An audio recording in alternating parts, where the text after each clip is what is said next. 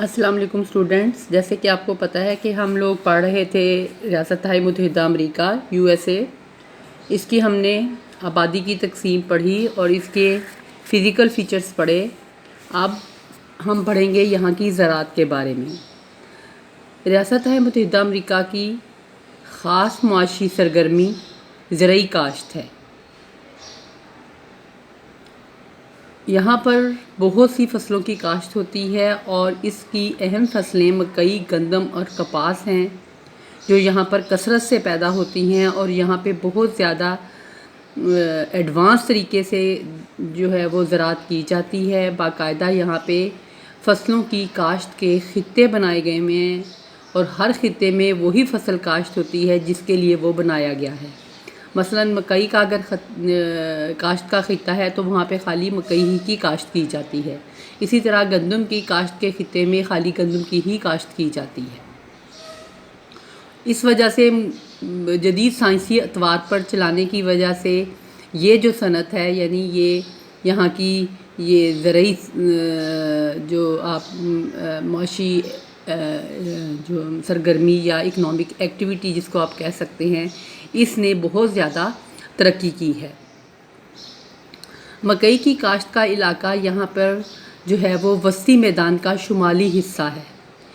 اس خطے کے مغربی حصے میں لوگوں کا پیشہ جو ہے وہ ڈیری فارمنگ ہے، مویشی پروری ہے، اور یہاں پہ مکئی بھی اسی لیے کاشت کی جاتی ہے کہ وہ ان کے جانوروں کے چارے کے کام آتی ہے۔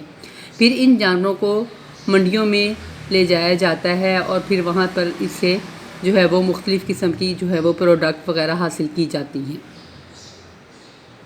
زرعی پیداوار میں اب اس ملک میں کچھ تبدیلی رونما ہو رہی ہے۔ شہروں میں لوگوں کی ڈیمانڈ کے مطابق پھلوں اور سبزیوں کو زیادہ کاشت کیا جاتا ہے، اور کچھ علاقے میں جہاں پہ مکئی کا خطہ ہے وہاں پہ نہ صرف خالی مکئی بلکہ وہاں پہ اب سویا بین کی کاشت ہونے لگی ہے۔ پھر اگر ہم یہاں کی وسطی ریاست متحدہ امریکہ کے مکئی خطے کے جنوب میں دیکھیں تو یہاں پر موسم سرما کی گندم یا ونٹر ویٹ جو ہے اس کا خطہ آ جاتا ہے۔ اور ریاست متحدہ امریکہ میں گندم کی پیداوار کے دو علاقے بہت مشہور ہیں، ایک سرمائی گندم کا خطہ اور دوسرا سپرنگ ویٹ کراپ کا خطہ یا بہاری گندم کا خطہ۔ بہاری جو گندم ہے اس کا خطہ شمال میں ہے، جہاں پر درجہ حرارت سردیوں میں بہت کم ہو جاتا ہے، اس وجہ پہ وہاں پہ موسم سرما کے بجائے موسم بہار کی گندم کاشت کی جاتی ہے، اور اس کے لیے شمالی اور جنوبی ڈیکوٹا کے علاقے اہم ہیں۔ پھر ٹیکساس کے بلیک پریری کے علاقوں میں جہاں پہ مٹی بہت زرخیز ہے وہاں پر بھی فصلیں کاشت کی جاتی ہیں۔ باقی حصے میں جنگلات وغیرہ لگا دیے گئے ہیں، جہاں پہ مختلف فصلیں کاشت نہیں کی جا سکتی وہاں پہ جنگلات لگا دیے گئے ہیں۔ میدانی علاقوں کی اہم فصل جو ہے وہ کپاس ہے، جو زرخیز زمینوں پر کاشت کی جاتی ہے۔ کپاس کا جو ہے وہ خطہ جو ہے اس ملک کا ایک اہم خطہ ہے، جہاں پہ کپاس کی کاشت کے تمام موزوں حالات پائے جاتے ہیں، اور یہ ایک مثالی خطہ ہے اور پورے ملک کی معیشت میں اس کو بہت زیادہ نمایاں اہمیت حاصل ہے۔